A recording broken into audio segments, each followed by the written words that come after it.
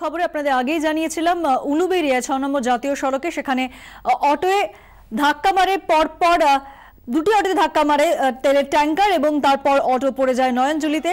এই ঘটনায় ইতিমধ্যেই এক শিশু সহ আর ৯ জন আহত হয়েছেন, তাদেরকে ভর্তি করা হয়েছে হাসপাতালে।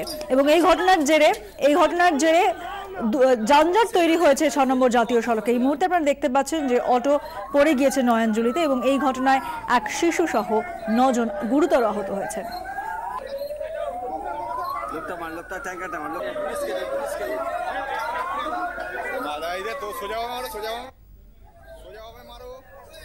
এক দুই তিন করে ১১টা বছর ১১ বছর পর বুধবার নিজের জমি ফেরত পাবেন। সিঙ্গুরের কৃষক শৈল সাহানার আনন্দ আর ধরছিল না।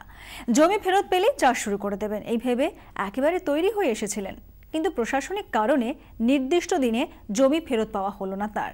শৈলবাবুর অবশ্য তাতে আক্ষেপ নেই।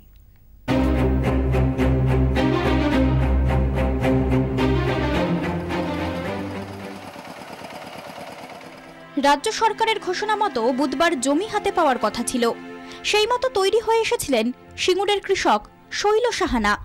টাটাদের প্রজেক্ট এরিয়ার ভিতর ৬ বিঘের ওপর জমি রয়েছে তার। জমি হাতে পেলেই চাষ শুরু করে দেবেন, যেমন ভাপা তেমন কাজ। এটাই সেই ট্রাক্টর যেটা প্রায় ১১ বছর ধরে বাড়িতে বসে রয়েছে। তেল ফেল ভরে রেডি করেছিলাম মাঠে নামবো বলে। ১১ বছর জমিতে হাল দেয়নি কেউ, বোনা হয়নি ফসল। মাটি নরম করতে জল লাগতে পারে, সেই ব্যবস্থাতেও ত্রুটি রাখেননি শৈলবাবু। অনেক দিন তো জমিতে জল পড়ে না, তাই যদি জলের প্রয়োজন হয় তার জন্য ছোট পাম্প, টুলু পাম্প সবটাই কিন্তু একেবারে রেডি করে ফেলেছিলেন।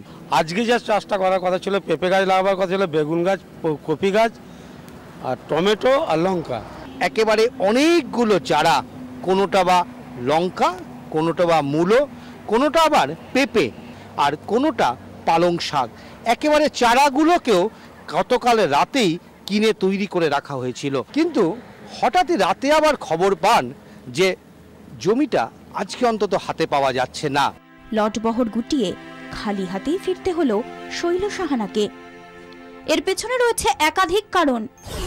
টাটাদের প্রজেক্ট এরিয়ায় এখন জমি পরিষ্কার করার কাজ চলছে। অনেক কৃষকের জমি একেবারেই চাষযোগ্য অবস্থায় নেই। রাজ্য সরকার পুরোপুরি চাষযোগ্য করেই জমি ফেরত দিতে চায়। এমন পরিস্থিতিতে যদি কেউ আগে জমি পেয়ে যান এবং চাষ করতে শুরু করে দেন, তাহলে অন্যরা ক্ষুণ্ণ হতে পারেন। প্রশাসন সেই ঝুঁকি নিতে চায় না। চাষ শুরু করার আশা নিয়ে এসেছিলেন, সেটা হলো না। তার জন্য কি একটু হলেও আক্ষেপ রয়ে গেল? চেক পেয়ে গেছি, কালকে বলেছিল যে আজ থেকে চাষ হবে, সেইভাবেই করেছিলাম। এটার জন্য দুঃখ কিছু নেই, জমি পেয়ে গেছে, এটি আনন্দ, এটি আনন্দ। অন্তত পক্ষে ৫০% জমিকে চাষযোগ্য করার পরই তা কৃষকদের হাতে তুলে দেওয়া হবে। আপাতত এই সিদ্ধান্ত নিয়েই এগোচ্ছে প্রশাসন। ক্যামেরায় নন্দদের সঙ্গে বিধান সরকার এবং উজ্জ্বল মুখার্জি, ২৪ ঘন্টা, সিঙ্গুর।